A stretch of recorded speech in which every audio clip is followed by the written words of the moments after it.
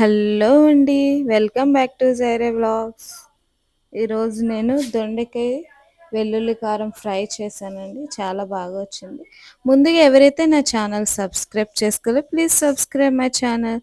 Like చేయండి, share చేయండి, comment పెట్టండి. దొండకాయ అయితే నేను పొడవుగా ఈ విధంగా కట్ చేసుకున్నాను అండి. అంటే ఈ ఫ్రైకి దొండకాయ ఈ విధంగా ఉంటే బాగుంటుంది, రౌండ్గా కాకుండా. సో ఈ ఫ్రై ఏంటి అంటే ఉల్లికారంతో, కాబట్టి నేను ఫస్ట్ అయితే ఉల్లికారం ఎలా తయారు చేసుకోవాలో నేను చూపిస్తాను. ముందుగా అయితే నేను ఈ శనగపప్పు పచ్చివి యాడ్ చేస్తున్నాను, 2 టీ స్పూన్స్. అండ్ మినప్పప్పు, అంటే ఇవి ఈ పప్పులు వేస్తే క్రంచీ క్రంచీగా ఉంటే బాగుంటాయి కదా, సో నేను అందుకనే అది యాడ్ చేస్తాను. జీలకర్ర వేస్తున్నానండి 1 స్పూన్. అండ్ నువ్వులు వేస్తున్నాను, 2 టీ స్పూన్స్ వేస్తున్నాను. ఇందులో అయితే నేను వేరుశనగ వేసేయట్లేదు, అంటే అది వేసుకుంటే దాని టేస్ట్ వేరే, ఇది ఇలా వితౌట్ వేరుశనగ అయితే దీని టేస్ట్ వేరే. సో నేనైతే ఇవి వేసాను ముందుగా.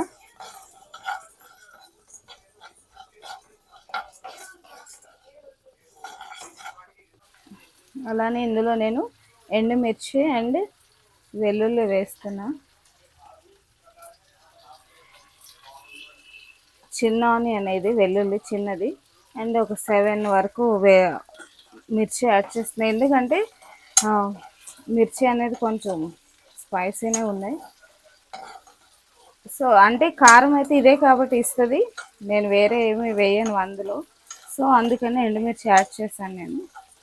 వెల్లుల్లి కూడా వలవాల్సిన అవసరం లేదు, ఎందుకంటే ఈ టైప్ ఆఫ్ ఫ్రైకి వెల్లుల్లి ఇలానే వేసుకోవాలి.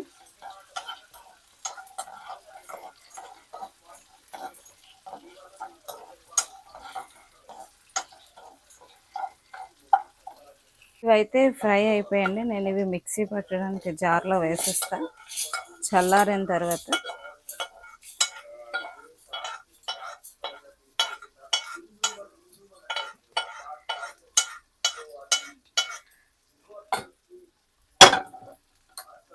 ఇవి చల్లడానికి టైం పడుతుంది. అయితే ముందుగా అయితే ఏవైతే దొండకాయ కట్ చేసి పెట్టుకుని ఇవి ఫస్ట్ వేయించేసుకుందాం. ఇవైతే ఫస్ట్ వేయిస్తాను, ఇవైతే చల్లారితే నేను అక్కడ పెడతా. ఆయిల్ అయితే వేస్తాను, నేనైతే గానుగ నూనె వేస్తున్నాను.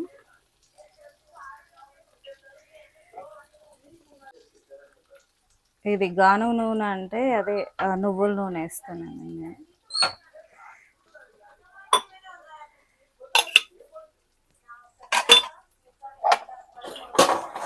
ఏవైతే తాలింపు సామాన్లు ఉన్నాయో అంటే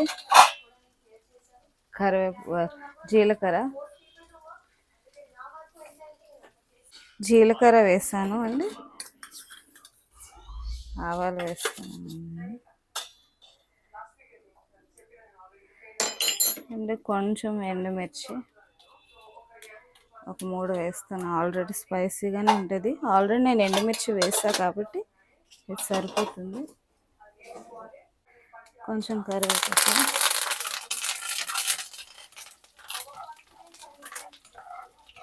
సో తర్వాత కొంచెం పసుపు వేస్తాను.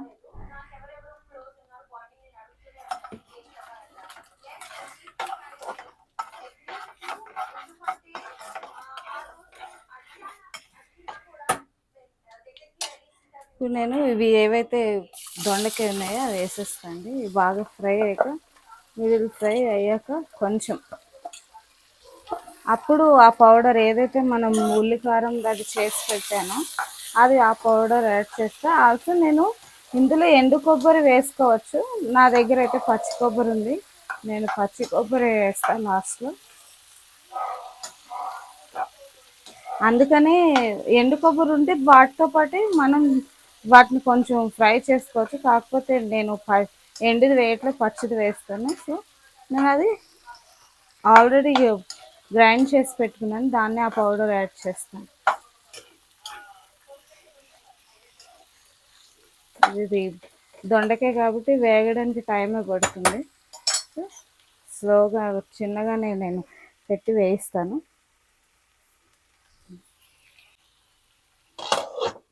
పెట్టేస్తాను. ఒక 10 మినిట్స్ వరకు కూడా వేయిస్తా. మిక్సీ అయితే పడుతుందండి. ఇందులో ఒక టీ స్పూన్ ధనియాల పొడి వేస్తాను.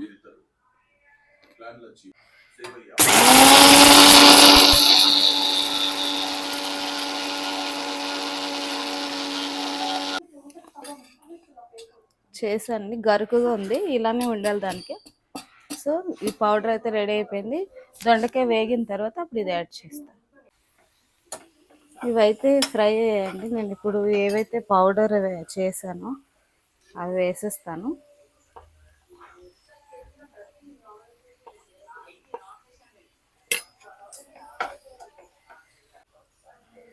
కొంచెం సాల్ట్ వేసేసాను.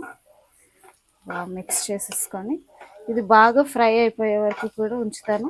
నేను వేసేది పచ్చి కొబ్బరి కాబట్టి ఇది అయిపోయే టైంలో యాడ్ చేస్తాను. అది చాలా బాగుంటుంది అన్నంలో కలుపుకొని తింటే. ఇది ఇంత ఫ్రై అయ్యే వరకు కూడా నేను ఉంచి ఆ తర్వాత ఈ పౌడర్ యాడ్ చేసా.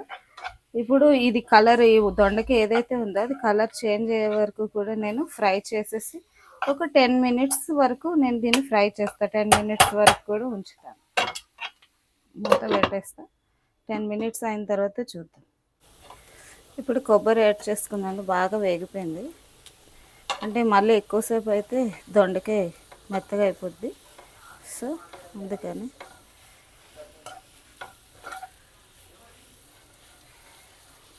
ఇది ఒక 1 మినిట్ ఉంచి ఆపేస్తాను.